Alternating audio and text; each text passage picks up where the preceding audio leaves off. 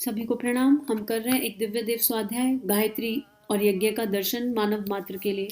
आइए अपने हृदय में श्रद्धा के दिव्य प्रकाश को प्रकाशित होता हुआ अनुभव करें।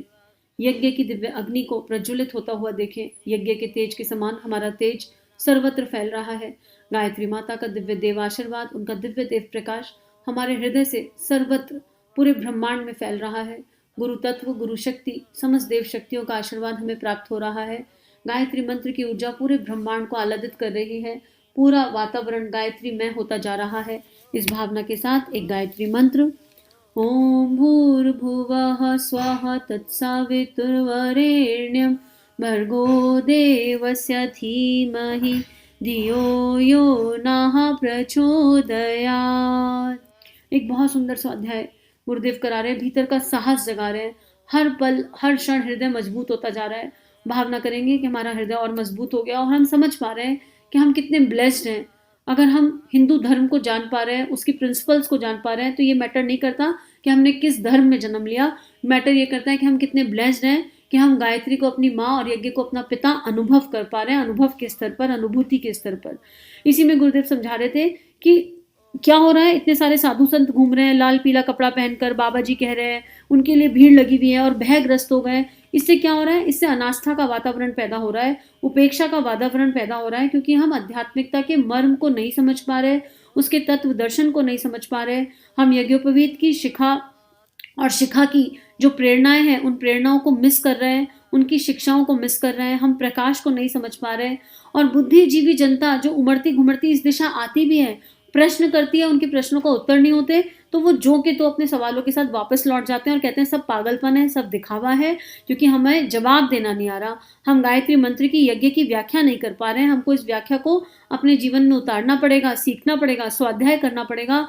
हिंदू धर्म को, हिंदू संस्कृति को समझना पड़ेगा। जेएनयू और शिखा के मंतव्य को जानना पड़ेगा। और अगर जब तक इन सवालों के उत्तर हमारे पास नहीं होंगे, इन स्तंभों के उत्तर हमारे पास नहीं होंगे, हम किसी के हृदय को प्रकाशित नहीं कर पाएंगे, क्योंकि हमारा स्वयं का हृदय प्रकाशित नहीं है। हमारे स्वयं के हृदय में अंधकार है। हम हिंदू सभ्यता को, हिंदू संस्कृति को, उसके प्रति निष्ठा को जागृत नहीं कर पाएंगे। हमें अपने भीतर उस निष्ठा को जागृत करना पड़ेगा। और उस निष्ठा को जागृत करने के लिए हमें कर्मकांड के स्तर से कुछ ऊंचा उठना पड़ेगा। हमें कर्मकांड के तत्व दर्शनों को समझना पड़ेगा। और कर्मकांड के तत्व दर्शन को जन्म शताब्दी पुस्तकमाला में बहुत सुंदर तरीके से कई रूपों में एक्सप्लेन किया गया है। फिर से कहूंगी, जन्म शताब्दी पुस्तकमाला का लिस्ट का प्रिंट आउट निकाल लीजिए, 100 की लिस्ट का प्रिंट आउट, और उस प्रिंट आउट को अपने सामने रख लीजिए। आपको जो पढ़ना हो उसको टिक करिए, चैनल पर सर्च करिए। आप जो उसका नाम डालेंगे, पुस्तक का नंबर डालेंगे और श्रीप्रिया काउंसलिंग लिखेंगे, तो आपको उस पुस्तक की पूरी प्लेलिस्ट मिल जाएगी। तो गुरुदेव ये कह रहे हैं, जब तक हम ये व्याख्या नहीं सीखेंगे, जब तक हमें तथ्य मालूम नहीं होगा, ना स्वयं का परिवर्तन होगा, ना अपने बच्चों का, ना परिवार का, और ना समाज का, कुछ भी नहीं हो पाएगा। तो हम तैयार हैं अपना परिवर्तन करने के लिए। इतनी बात तो हमें समझ में आ रही है।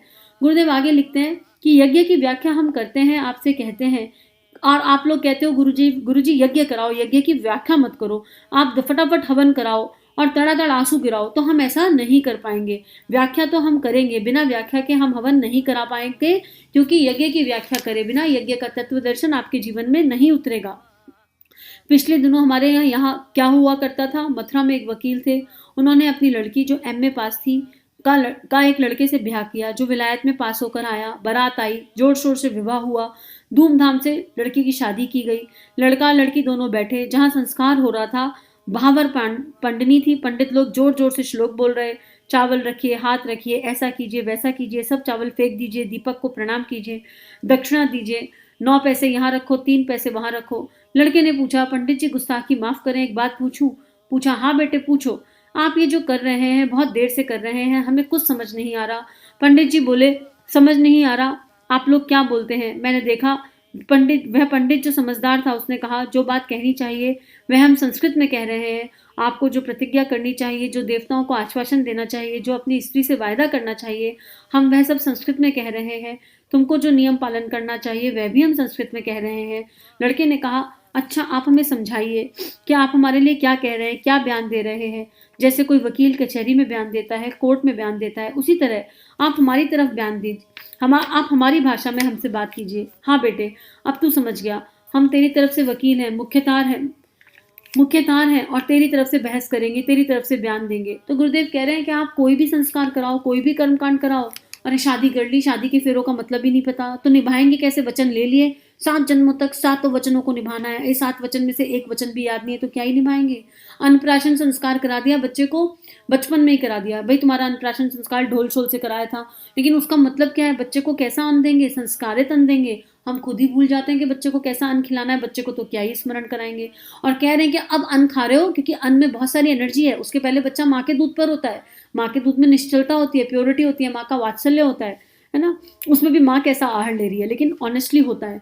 अब हम बच्चे को अन्न खिला रहे हैं तो हम उसे क्या कर रहे हैं? उसकी जो डिविनिटी थी वो बाहर के अन्न के संपर्क में आके माइनस में जाएगी। तो हम अपने आप को भी स्मरण दिला रहे हैं और बच्चे को भी कि जो भी अन्न जाएगा, क्योंकि अन्न से मन बन रहा है, जो भी अन्न जाएगा वो बच्चे के मन को श्रेष्ठ दिशाओं में लेकर जाएगा, उसकी श्रेष्ठ भावनाओं का जागरण करेगा। पर आने वाले टाइम में हम खुद ही भूल जाते हैं। माँ को गुस्सा आ रहा है, किचन में खाना बन रहा है, फोन पे बात कर रहे हैं, गप्पे लगा रहे हैं और क्या बात कर रहे हैं नहीं पता, और बच्चे का फटाफट खाना रेडी हो गया। उस खाने में क्या एनर्जी गई? उसमें ऑलरेडी 100 लोगों की एनर्जी थी। किसान दुखी है, रिटेलर दुखी है, जहां से भी खाना घूम घाम कर आ रहा है, हर किसी के पास कोई दुख है, और आपने उसमें ऐड ऑन कर दिया कुछ और बच्चे को परोस दिया। तो गुरुदेव यहाँ यही कह रहे हैं कि इतने जागरूक हो जाओ कि कुछ भी कर्मकांड हो रहा है तो उसके पीछे प्रश्न तो करो कि भाई ये जो करा रहे हो, जो प्रतिज्ञा करा रहे हो, जो नियम पालन करा रहे हो, उनका क्या अर्थ है, और हम इससे एग्री करते हैं कि नहीं करते हैं। तब पंडित जी ने कहा अब हम तुम्हारे साथ हैं, हम तुमको सब कुछ समझाएंगे, हम तुमको सब कुछ बताएंगे, और अब आपके आभारी हैं कि आप इतने जागरूक हैं। उसने लड़की से कहा तो एक काम करते चलो, 3 बार तुम्हें घुमा लाएं, मिला लाएं, जो लोग हमको देखने आए हैं हम उनका स्वागत करेंगे, उनके हाथ जोड़ेंगे। पंडित जी ने कहा अब काम क्या बाकी रह गया? पंडित जी बोले अब बेटा थोड़ा सा काम रह गया, परिक्रमा करनी है और भावर पढ़नी है, सब कुछ कर लिया। तो ऐसा कीजिए पंडित जी, आप लोग आपस में भंवर कर लीजिए और बिहार रचा लीजिए। आप हमारे बदले की बात कह सकते हैं तो आप हमारे बदले की परिक्रमा और भावर क्यों नहीं ले सकते? हाँ, अगर आप हमारे बदले की बात कर सकते हैं, सारे वचन आपने ले ले, सारे प्रॉमिस आपने ले ले, तो फेरे भी आप आपस में ले लो, कितनी बढ़िया बात है। तो ऐसा तो पंडित ने कहा कोई मजाक है ऐसे, लेकिन ये कोई मजाक की बात नहीं है, ये बात बहुत गंभीरता की है, विचार मंथन की है कि हमको अपने बच्चों को जो जानकारी देनी चाहिए, विवाह मंडप में बिठाने से पहले हमें बच्चों को बताना चाहिए कि विवाह कितनी महत्वपूर्ण चीज़ है। हर संस्कार से पहले जन्मदिन आता है तो बच्चों को पंच तत्वों की वैल्यू बतानी चाहिए कि हमें पंच तत्वों ने क्या दिया, हमारे भीतर ये पंच तत्व क्या कार्य कर रहे हैं, हमारा एक एक चक्र एक एक तत्व से रिलेटेड है। चलो चक्रों तक नहीं जाते, चक्रों के विज्ञान तक नहीं जाते, फिर भी पंच तत्व कुछ तो कर रहे हैं। सांस, हवा है तो सांस आ रही है, अग्नि है तो जठरा अग्नि खाने की डाइजेस्टिव सिस्टम को संभाल रही है, पृथ्वी तत्व है तो हम विजिबल हैं, इनविजिबल हैं। हमें बच्चों को ये सब चीज़ें, ये सब विज्ञान हर समय समझाने चाहिए। अपने घर में कोई भी पूजा हो तो एक छोटा सा दीप यज्ञ, एक छोटा सा नैनो यज्ञ करना चाहिए, जिससे संस्कार जागृत हो, और विज्ञान के साथ करना चाहिए। आप 5 आहुति दो चलेगा, आप 24 मत दो, आप 108 मत दो, लेकिन बच्चे से बात पूरी बताओ। घर परिवार में सबको बात पूरी समझाओ। कर्म कांड की क्रिया का, हवन का उद्देश्य क्या है, उसमें घी डाला जा रहा है तो क्यों डाला जा रहा है? एक छटा घी से 100 टन ऑक्सीजन पैदा होती है। बच्चों को बताओ कि एनवायरनमेंट में क्या हो रहा है, उसको एग्जाम्पल दो।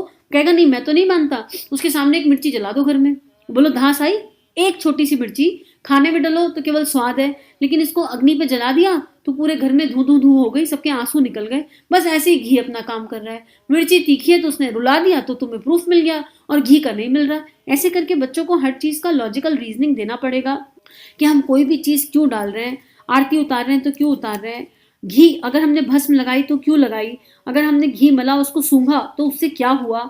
जल में मेमोरी होती है।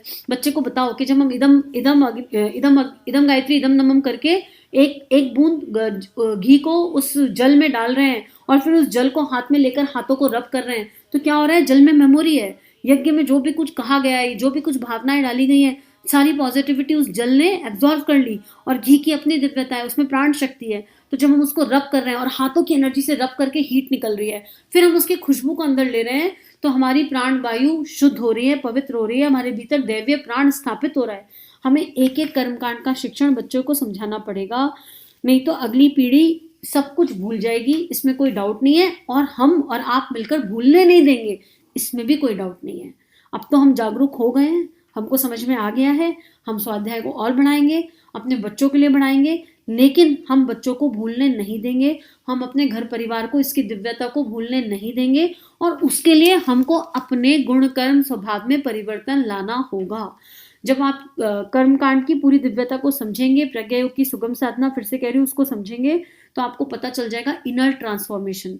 ये सब कुछ करके भी अगर मेरी वाणी में, मेरे व्यवहार में, मेरे विचारों में, मेरे गुण में, कर्म में, स्वभाव में परिवर्तन नहीं आया, अंदर प्रेम की स्थापना नहीं हुई, अंदर देने के भाव की स्थापना नहीं हुई, अंदर करुणा संवेदना की स्थापना नहीं हुई, भीतर के विकार नष्ट नहीं हुए, तो अभी भी हमें यज्ञ का मतलब, यज्ञोपवीत का मतलब, गायत्री का मतलब समझ में नहीं आया है। इसमें कोई डाउट नहीं है और हमको वो समझना ही पड़ेगा।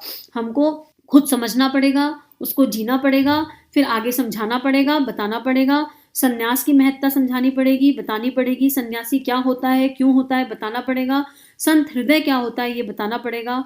जब तक हम ये सब चीज़ें नहीं बताएंगे, बच्चे किसी भी चीज़ का सही स्वरूप नहीं समझ पाएंगे। आज के लिए इतना ही स्वाध्याय, और बस एक प्रार्थना, एक भाव प्रार्थना करते हैं एक दूसरे के लिए, पूरे यूनिवर्स के लिए, जहाँ जहाँ ये स्वाध्याय जा रहा है, कि गुरुदेव इस पुस्तक के माध्यम से हमें एक तत्व दर्शन समझाना चाहते हैं कि भारतीय संस्कृति के जो मूल थे, हिंदू धर्म के जो यूनिवर्सल प्रिंसिपल्स हैं, वो प्रिंसिपल्स जीवंत रहे। तो चलिए आइए एक प्रार्थना करते हैं, एक गायत्री मंत्र इसी भावना के साथ, कि हिंदू धर्म के हर प्रिंसिपल को हर मानव अपने हृदय में गायत्री के प्रकाश के साथ, गायत्री के प्रेम के साथ, गायत्री की शक्ति के साथ, यज्ञ पिता की तेजस्विता के साथ धारण कर रहा है। इस भावना के साथ एक गायत्री मंत्र और स्वाध्याय समाप्त। ओम भूर्भुवः स्वः तत्सवितुर्वरेण्यं भर्गो देवस्य धीमहि धियो यो नः प्रचोदयात्।